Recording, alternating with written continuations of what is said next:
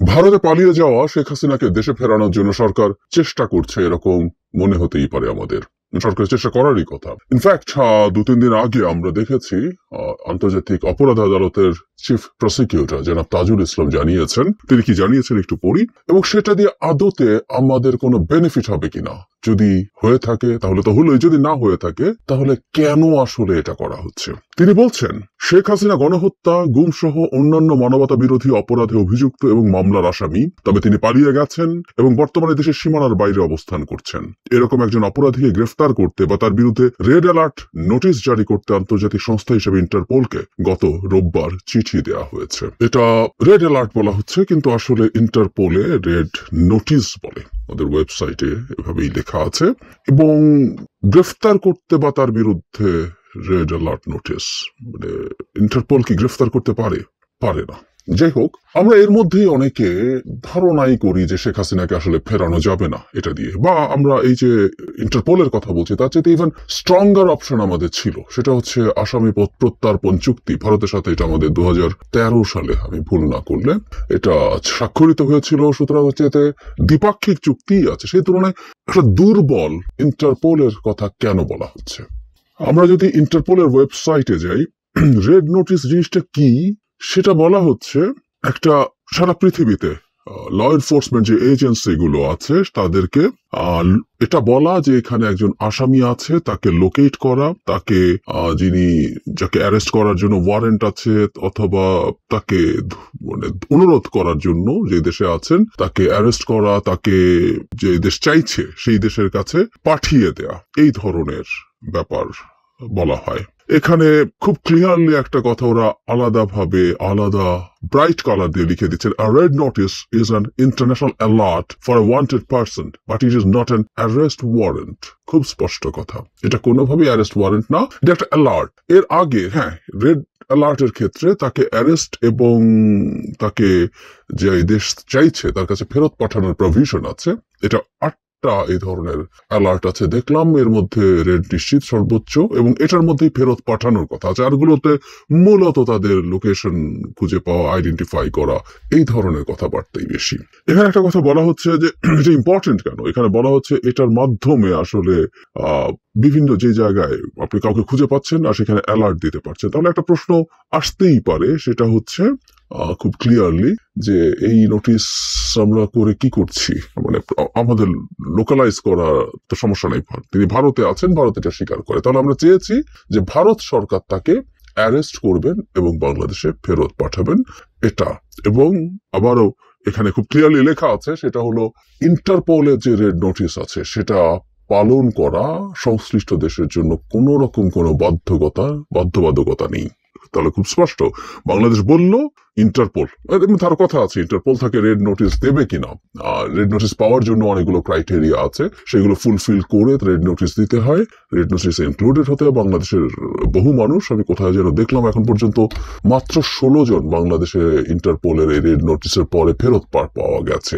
16 না, বাংলাদেশে ধরে নিলাম যতজন তালিকায় ছিল, সম্ভবত এই মুহূর্তেও 60-এর বেশি মানুষ এই তালিকায় আছে, সবাইকেও যদি পাওয়া যেত শেখ হাসিনাকে পাওয়া যাবে কিনা, তাই না? তো যেটা বলছিলাম যে হাতে গোনা কিছু মানুষই পাওয়া গেছে তুলনামূলকভাবে। সেই ক্ষেত্রে সেই রাষ্ট্র যারা এটা করতে রাজি হয়েছে তারা রাজি হয়েছে বলে এটা হয়েছে। এটার মানে এই না যে ইন্টারপোল বলেছে বলে এটা করছে।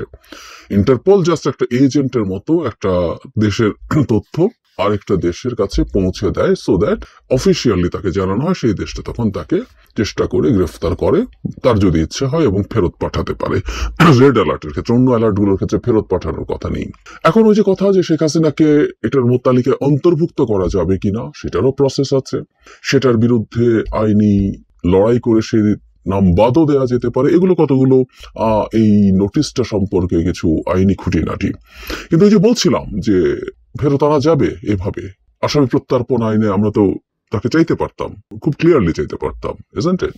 আমাদের তার বিরুদ্ধে ওয়ারেন্ট হয়েছে এবং আর 1-2 দিন পরে তার সম্ভবত 18 তারিখ তার আদালতে এসে আত্মসমর্পণ করার সময়সীমা শেষ হচ্ছে, সুতরাং তার বিরুদ্ধে গ্রেফতারি পরোয়ানা জারি হবে।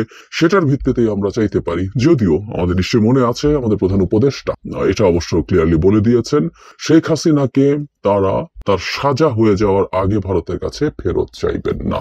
তাহলে এটাও খুব স্পষ্ট, শেখ হাসিনা ভারতে থাকতে পারছেন এবং তার বিরুদ্ধে যে কোনো ভাবেই হোক ফেরত, বিশেষ করে আসামি প্রত্যার্পণ চুক্তি অনুযায়ী তাকে চাওয়া হবে না। তাহলে রেড অ্যালার্ট কেন? রেড অ্যালার্ট তো না, রেড নোটিস এটা কেন করা হয়েছে? আমার কাছে দুটো কারণ বলে মনে হয়। একটা কারণ হচ্ছে ডোমেস্টিক, মানে শেখ হাসিনাকে ফেরানোর জন্য সরকার কি করছে। একটা সরকার যখন সরকার চালায় তার নানান দিক দেখতে হয়, তার নানা রকম ভাবে মানুষের সাইকোলজির সাথে রিলেট করতে হয়, সাইকোলজির সাথে নিজকে অ্যালাইন করতে হয়। মানুষের কাছে এই ক্ষুব্ধতা ছিল শেখ হাসিনা কেন পালিয়ে গেল, এবং আমরা খেয়াল করবো শেখ হাসিনা পালিয়ে যাওয়ার জন্য আমরা সেনা প্রধানকেও অনেকে খুব ব্লেম করেছি। ফলে শেখ হাসিনা পালিয়ে আছেন এবং কোথায় আছেন আমরা সেটা এখন যেহেতু জানি, এবং সেই দেশটা যেহেতু ভারত, এটা আমাদের অনেকের কাছে খুব বড়, আরো বড় ক্ষুব্ধতার কারণ। তাই আমরা অনেকেই চেয়েছি শেখ হাসিনাকে ফেরানোর জন্য সরকার চেষ্টা করুক। সুতরাং রেড অ্যালার্ট, রেড নোটিস জারি করেছি, তার মানে সরকার বোঝাতে চাইছে we are working on this, আমরা শেখ হাসিনাকে ফিরিয়ে আনার চেষ্টা করছি, এটা দেখানোর চেষ্টা। আরেকটা জিনিস আছে বলে আমার ধারণা, সেটা হলো ভারতের উপরে কিছুটা হলেও চাপ জারি রাখা। কারণ আমরা দেখব যে ভারত শেখ হাসিনাকে ফেরত দেওয়ার ব্যাপারে তাদের খুব রিজিড অবস্থান দেখাচ্ছে, এটা তারা দেবে না, এটা না দেওয়ারই কথা। আমি বহুবার বলেছি তাকে দীর্ঘদিন এই দেশটাকে ডুবিয়ে শেষ করে, এই দেশটাকে আক্ষরিক অর্থে ভারতের কলোনি বানিয়ে সার্ভ করা কৃতদাস, তাকে ফেরত ভারত দিলে ভবিষ্যতে এই দেশে এরকম কাউকে বা কাছাকাছি কাউকে খুঁজে পাওয়া ভারতের জন্য অসম্ভব। তো সে দেবে না। কিন্তু যখনই এই আলাপ হচ্ছে, সরকারি ভাবে বলা হয়নি, কিন্তু সরকারের সাথে কানেক্টেড লোকজন খুব ক্লিয়ারলি বলছেন এটাই আমাদের দুই দেশের কূটনৈতিক সম্পর্কের মধ্যে একটা বড় ব্যারিয়ার তৈরি করছে, যে আমরা চাইছি কেন তাকে ফেরত কেন চাইবো। হোয়াট এভার, ডিপ্লোম্যাসিতে এটা হয় যে এক দেশ আরেক দেশকে চাপের মধ্যে রাখার চেষ্টা করে, চাপে ফেলে তার অন্য দিক থেকে লেভারেজ পাওয়ার চেষ্টা করে। আমি ধারণা করি বা বিশ্বাস করি এই রেড অ্যালার্ট জারিও ভারতের উপরে খুব বড় না হলেও একটা সফট চাপ তৈরি করবে। কারণ আমরা দেখেছি এর মধ্যে ভারতীয় চ্যানেলগুলো এটা নিয়েও কথা বলা শুরু করেছে এবং তারা প্রমাণ করার চেষ্টা করছে শেখ হাসিনাকে কোনোভাবেই ফেরত পাওয়া যাবে না এটার মাধ্যমে। ইনফ্যাক্ট ইন্টারপোলে রেড অ্যালার্ট জারি করা যাবে কিনা সেটা যেমন একটা প্রশ্ন, রেড নোটিস হলেও শেখ হাসিনাকে যে ফেরত পাওয়া যাবে না এটা বাংলাদেশ সরকার কি জানে না? আন্তর্জাতিক অপরাধ আদালতের চিফ প্রসিকিউটর কি জানেন না যে তিনি খুব গদগদ হয়ে মনে করছেন এটা হবে? উত্তর হচ্ছে সবাই জানেন, সরকার জানেন, চিফ প্রসিকিউটর জানেন, তারপরও তারা জেনে শুনে এই কাজটা করেছেন।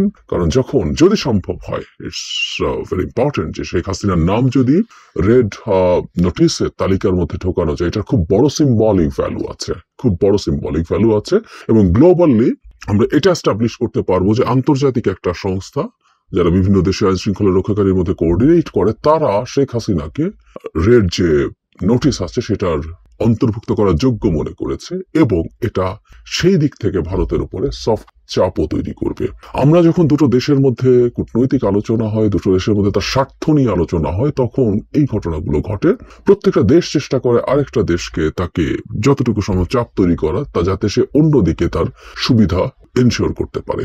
এটার এই ধরনের একটা প্রভাবও থাকার সম্ভাবনা আছে। খুব গুরুত্বপূর্ণ কিছু না, খুব বড় কিছু না। আমরা ধরে রাখতেই পারি যে শেখ হাসিনা আসলে ভারতে থেকেই যাচ্ছেন মোটামুটি বহুদিন, এবং সেটা ছোট সময় হবে না। কারণ এই সরকার যদি সিদ্ধান্ত নিয়ে থাকে তার কনভিকশন হওয়ার আগে, তার সাজা প্রাপ্তির আগে তাকে চাওয়া হবে না, সেটা তো মাসের ব্যাপার না, এটা বছরের পর বছরের ব্যাপার। যদি এখানে একটা যদি আছে, শেখ হাসিনা তার অনুপস্থিতিতে এখানে ট্রায়াল চলবে, কিন্তু তিনি যদি আইনজীবী নিয়োগ করেন, মামলা লড়েন, তাহলে সেগুলোর কনভিকশন হতে সময় লাগবে। সুতরাং আমাদের প্রস্তুত থাকা ভালো। শেখ হাসিনা ভারতেই থাকছেন, ভারতেই থাকবেন, এবং মাঝে মাঝেই আমাদের এখানে পরিকল্পিতভাবে তার কিছু ফোন রেকর্ড ছাড়বেন। এবং কে না জানে, যদিও বলা হয়েছে, আমি কোথায় কোনো একটা নিউজে পড়েছি যে ভারত সরকারের পক্ষ থেকে শেখ হাসিনাকে অফিসিয়াল বিবৃতি দিতে এখন পর্যন্ত বারণ করা আছে। বাংলাদেশ সরকারও এটা আবার স্মরণ করিয়ে দিয়েছে, সেটাও দেখলাম। কিন্তু শেখ হাসিনা এটা করবেন বলে আমি ধারণা করি সময় যত আগাতে থাকে।